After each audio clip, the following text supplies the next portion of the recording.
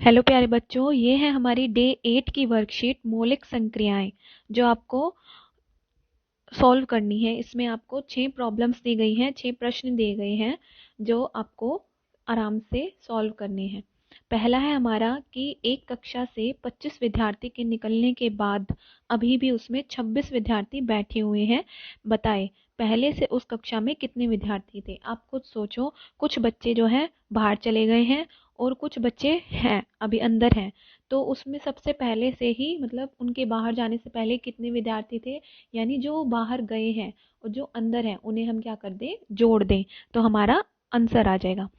इसका हल कैसे करना है आपको, कक्षा के बाहर विद्यार्थियों की संख्या कितनी है बच्चों, 25, और कक्षा में बैठे हुए विद्यार्थियों की संख्या कितनी है, 26। तो कुल कितने विद्यार्थी हुए, हम इन दोनों को जोड़ देंगे और हमारी क्या आया है, ये 51। ठीक है। दूसरा है हमारा, भेड़ों के झुंड में 36 भेड़ें आने से 63 भेड़ें हो गई। बताएं पहले से उस झुंड में कितनी भेड़ें थी। तो आप क्या करेंगे, आप खुद सोच के देखो, आपको इसमें जमा करना है या घटाना है। तो पहले आप खुद सोच के देखो कि पहले कुछ भेड़ें थी, अब और भी भेड़ें आ गई, फिर इतनी भेड़ें हो गई।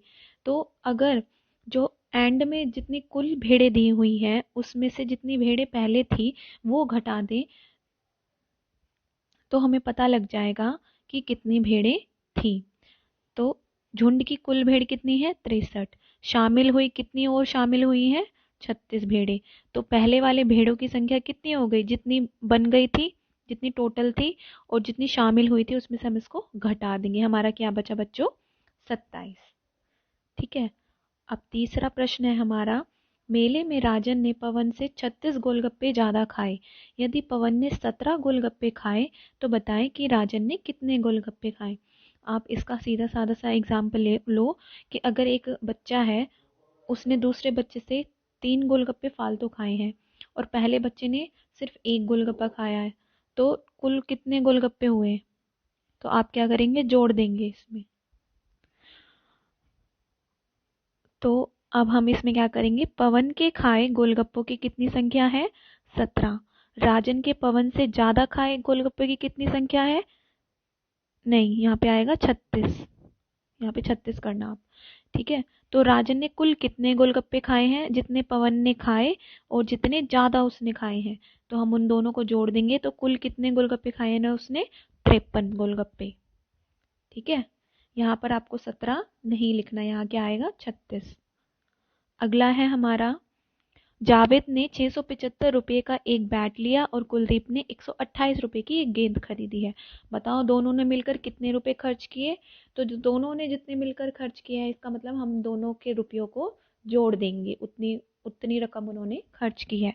तो कैसे करेंगे इसको, जावेद के बैट पर खर्च किए रुपए 675 है, कुलदीप के गेंद पर खर्च किए रुपए 128 है, और दोनों के कुल खर्च किए रुपए, इसमें हम ये जोड़ देंगे, हमारा क्या बनेगा, 803। ठीक है। अगला प्रश्न है, एक गांव में 568 महिलाएं रहती हैं, दूसरे गांव में, ठीक है, ये एक गांव है और दूसरे गांव में 217 महिलाएं अधिक हैं। ठीक है, इस गांव में 568 रहती हैं और इस वाले में 217 महिलाएं ज्यादा हैं।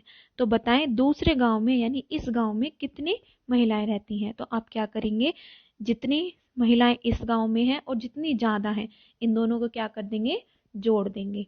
तो आप कैसे करेंगे, पहले गांव की महिलाओं की संख्या 568 है, दूसरे गांव की अधिक महिलाओं की संख्या कितनी है, 217, और इनको जोड़ा तो हमारा क्या आया, 785।